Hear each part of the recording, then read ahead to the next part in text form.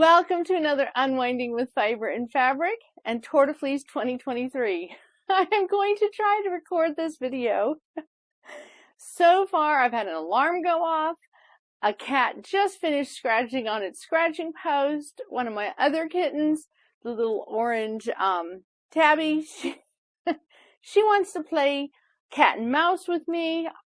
In short, she brings me her mouse and I'm supposed to throw it so she can play. So we will see what kind of recording we get today. But let's go ahead and dive in. And, well, first of all, let's look at the topic. So we know what we're going to be talking about today. Categories of sheep's wool. So when I put my notes together, I kind of somewhat had a thought process from step to step, you know. But then I mixed them all up and put them so that they'd be random. And I decided to do that because I knew there would be people that would be joining in with the videos at different points, and rather than having it seem like a very organized one step after another lecture series, I thought it'd be better just to have it topics. So for those of you that are watching all my videos, this might fill in some of the gaps that were mentioned in earlier videos, but not elaborated on. So let's see. I kind of want to have, oh, no, if I put that there, I don't think I'll be using much of the second camera today, but it's possible. So maybe I'll just put my notes down here on the bottom of my spinning wheel. That might work fine for today. You might notice there's some blue fluff up here. I have my drying rack in here so I could show you the fiber that I dyed yesterday. And I don't know how much the camera will end up picking it up. Hopefully not that much. I neglected to put on my gloves initially, and my fingernails have taken on some of that blue. But as I mentioned in yesterday's video, I'm kind of running out of prepared fiber to spin, and while I have a ton of this to spin, I want to combine that with something with a little bit of color to make a sweater for my husband. So we have some blue and we have some green, and this actually is a really good example. So this is same fleece as what I'm spinning here, and you can see it has a lot of shades of color. That's one of the things I love about CVM. Its full name is California Variegated Mutant. It's a mutation that popped up in the Rommeldale sheep, where they started throwing color, but not just spots of color like you think of Jacob's sheep, but more of a blended, mottled type color. So all from the same sheep, all from the same fleece. And when you apply color to something like that, as you can see, the lighter areas and darker areas take on very different tones. Oh, I should actually, that is alpaca. Let's move that out of the way. So let me show that again, minus the white alpaca that I threw in. There, that gives you a little better idea of the different tones of blue that CVM took. I do have some pardon me while I pick up some of the fluff off the floor. I do have some CVM that go much, well, even in this bat, that would have taken a much lighter, very much like, maybe not as light as the white alpaca, but it would have taken it a lighter shade. So, enjoying some time, but yeah, that's actually, this right here is pretty light. And then we have the darker, and that is how the different color of the fleece take on the dye. So the green turned out really well. I love that. He wanted a darker leaf color green, and I think that meets the request. So I wanted to share that. Oh yes, and I have a tiny bit of red silk because, as I said, I have that Coriadel from my spots that I still need to finish plying up with something. So I've already started spinning on this bobbin the other day. so we can just go ahead and spin. And as I said, I have the second camera set up. I'm not sure how much of it I will be using as far as footage. I decided, I thought, well, I don't really need to have it set up today. But the minute I don't have it set up, that's when the cats are going to do something over here that is, you know, noteworthy, and I won't have it on video. So I have been doing a long draw with these wonderful little worms of row logs, and that's all I'll be doing again. So it is a good day to have a different topic to go over. Oh, before I forget, if you have not already seen it, you might want to head over to my Instagram channel, Pioneer Lady at Pithy Ponderings, and check out the reel that I uploaded there that shows, oh, yes, that reminds me, that shows the fiber that I was plying. I had to get up and leave the wheel for a few moments, and so I took the center pull ball that I was plying from, and I set it on one of the spokes of my Kate that's attached to my Sonata, and I left. And my little Ringo kitty decided he was going to play with the ball of yarn, and my husband was there and caught it on tape, and I shared that. And I haven't uploaded it to YouTube because the music that I chose just worked so well that I've left it there. I'll put a link in the description so you can find it if you haven't seen it already. But I was plying yesterday. There is the yellow that was from yesterday's video. And yes, I know I put a picture at the end of yesterday's video, but here it is again. It's, I wish you could feel it. It is so wonderfully soft. The silk, alpaca, and CVM wool just worked out so well together. But I'd also plied up 2 more hanks of yarn. This is 162 yards of alpaca CVM blend, and this one turned out to be 158 yards of alpaca CVM blend. Interesting thing, the CVM, set this here, the CVM in both of these hanks is the same fleece. The difference that you're seeing in the color is based upon the fact that in this one I put white alpaca, and in this one I put russet colored alpaca.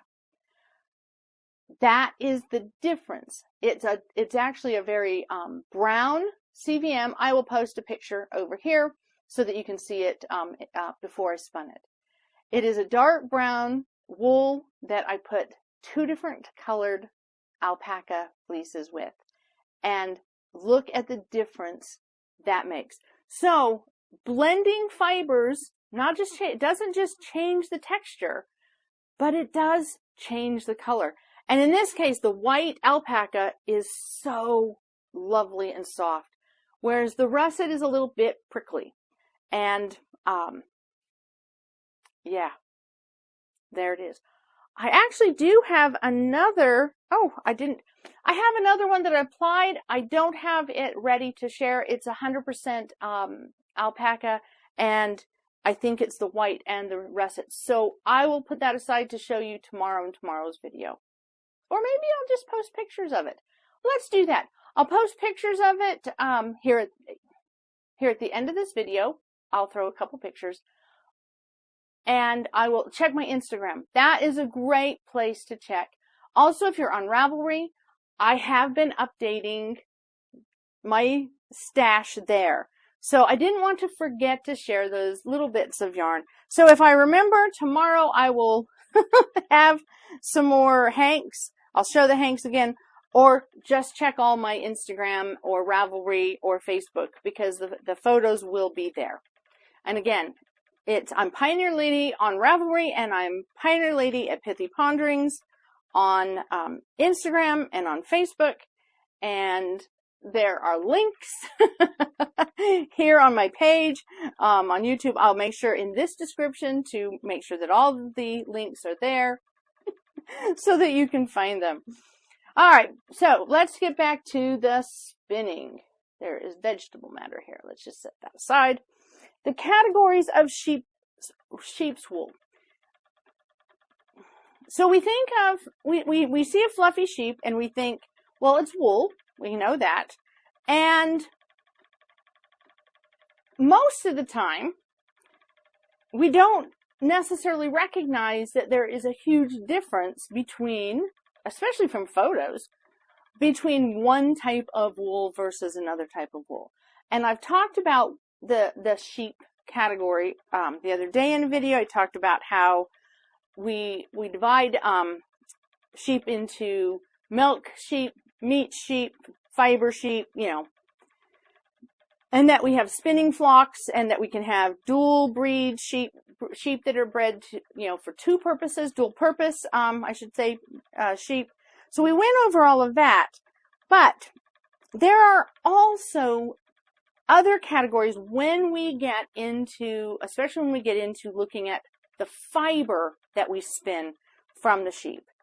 I'm going to set those over here. I can see that a little bit easier. All right.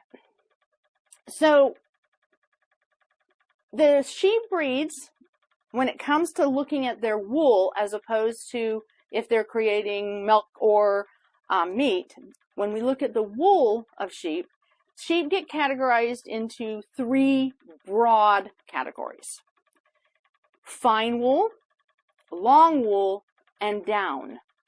Now, it's important to realize that when we're working with some breeds, they have developed out of crossbreeding these three broad categories. But with that being said, we can still look at these three broad categories and use them as a way to separate the wool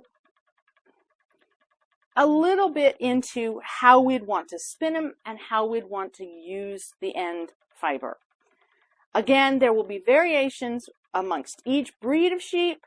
There will be variations based on, the age of sheep can change it. But for the most part, in the wool characteristics, we have fine, we have long wool, and we have down. And I'm going to go over what those three characteristics are. And, well, let's just dive in. So let's start with the fine wool characteristics. We think of merino, we think of debouillé, we think of rambouillet, we think of the targhee that I've spun. Those all fall in the category of fine wool. Even this CVM can certainly be a fine wool. Now, if I have an older sheep, I'm thinking this sheep here, Ying, that's his name, by the way.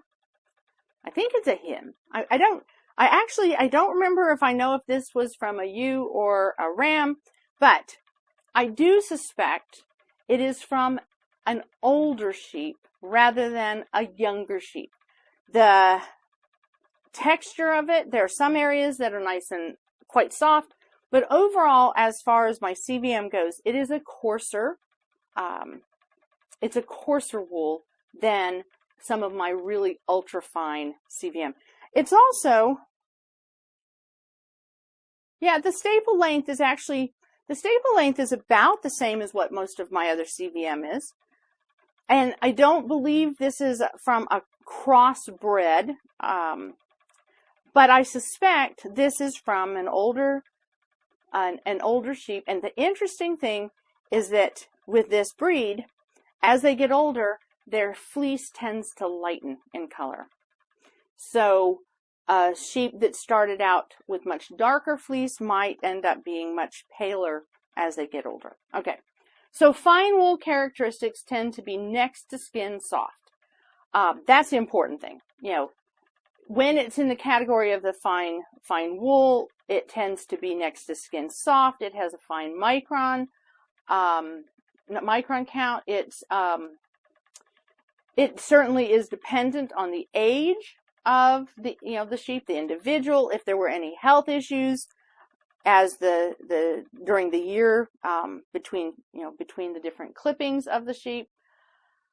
Fine wools have a tendency to be a shorter staple length than other wools.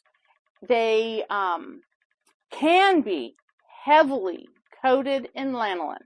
And I have had some heavily coated merino that I've processed, and I've had some heavily coated CVM that I've processed, some that have just been dripping.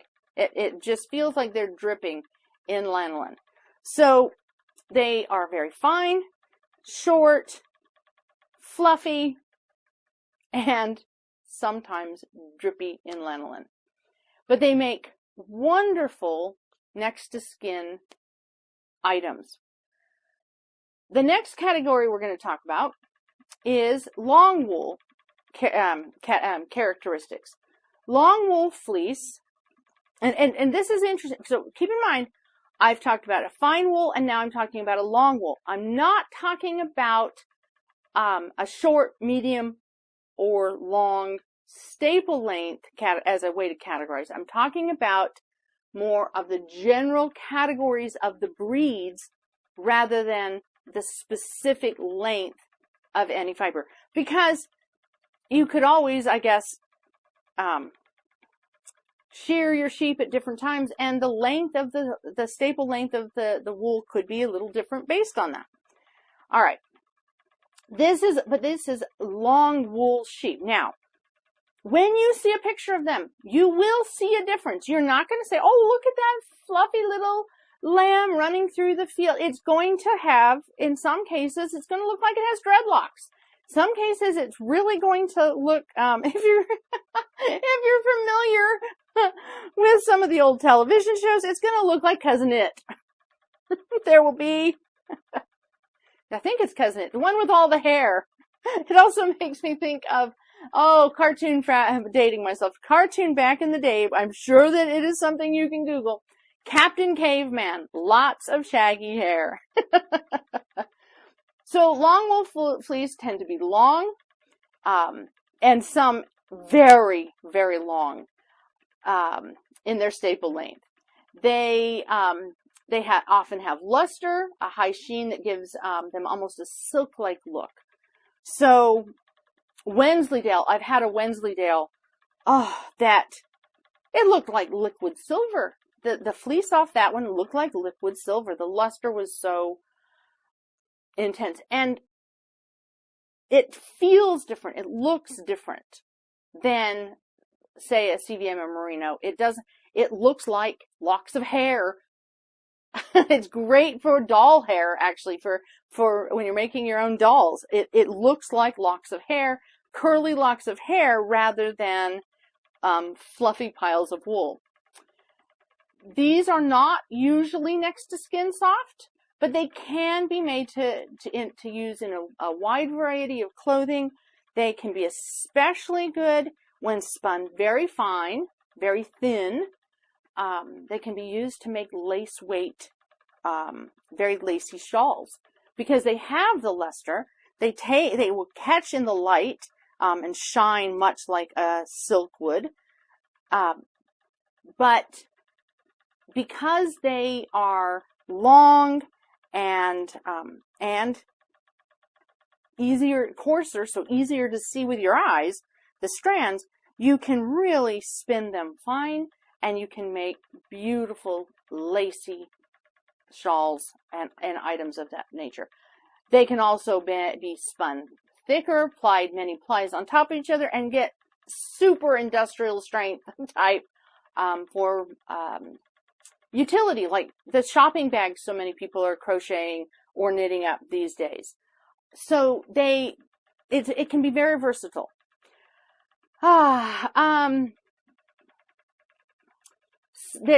According to some of the stuff that I've read and my own experience, because they're such a long length, if you spin them with little twist, they can be very drapey, and fine.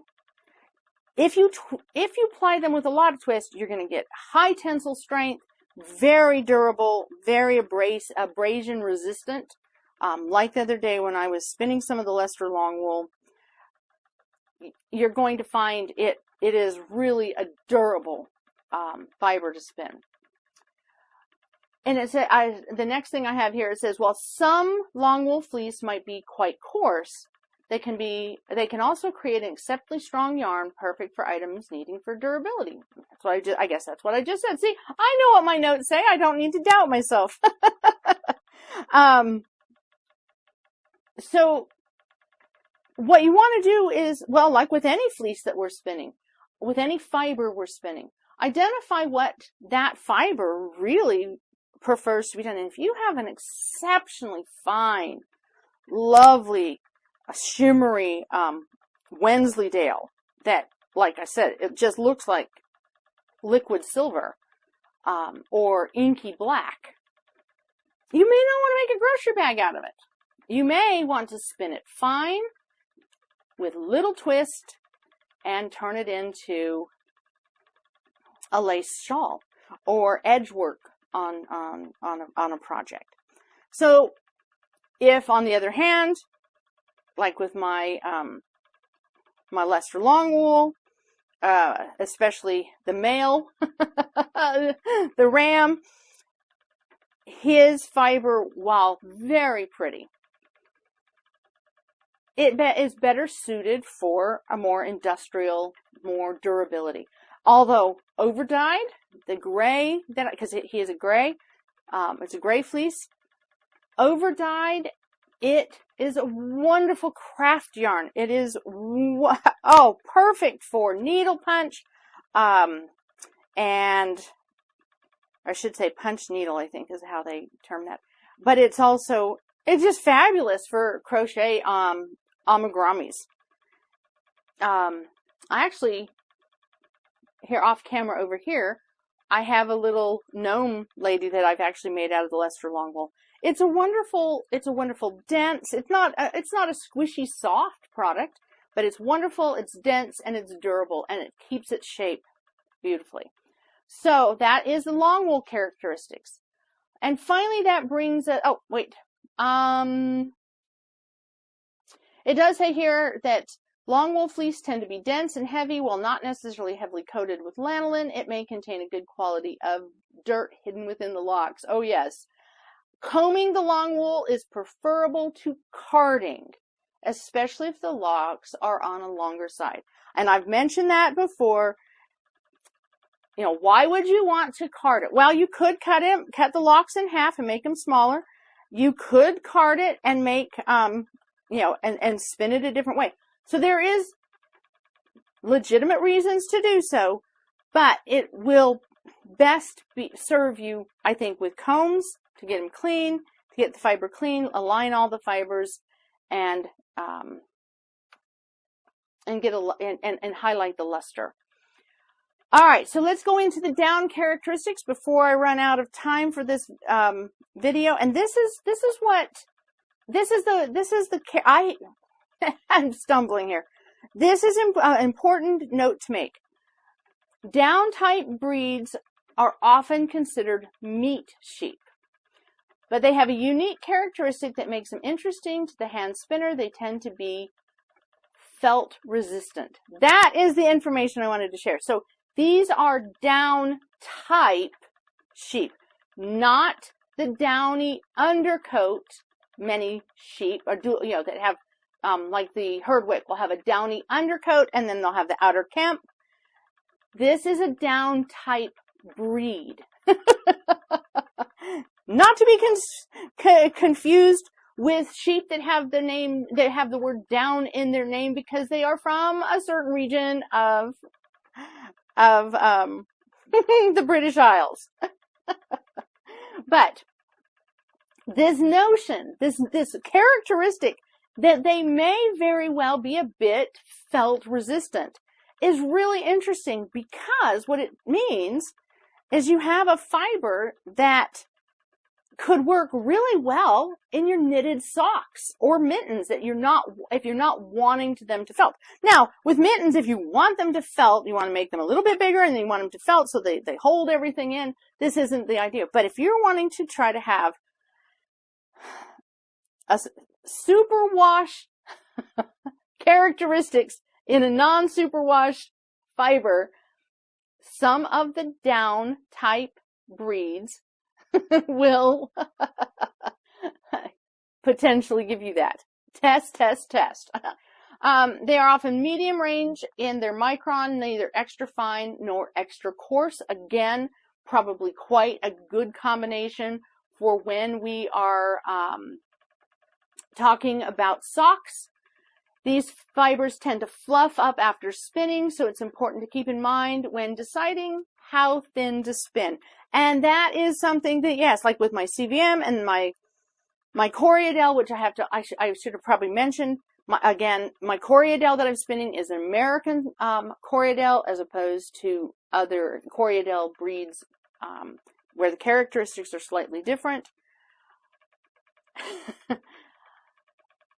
These fibers like to fluff up, so you spin them thin, they can still end up being quite a fluffy yarn. In fact, in my I spun these very similar in style. The alpaca changes the dimension of it, but this one fluffed up much more than this one. And I think that a lot of it's because the white alpaca did not interfere at all, whereas I think the russet, because it is a bit coarser, interfered with some of the fluffing up nature. That's what I'm assuming. All right, so something to keep in mind with the down type breeds is they're going to fluff. So when do card combs spin from the lock? Staple length is a big factor.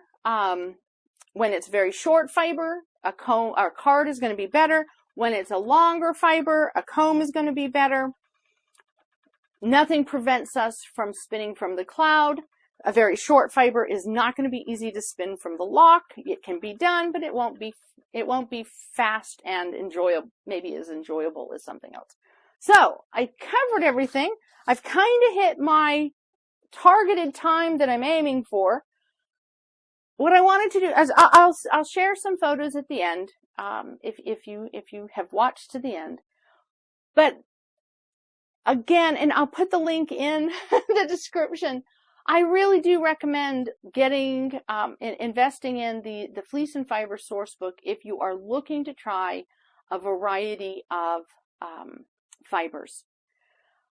It's nice to know, what your fiber might end up doing. And I just think it's really good reading.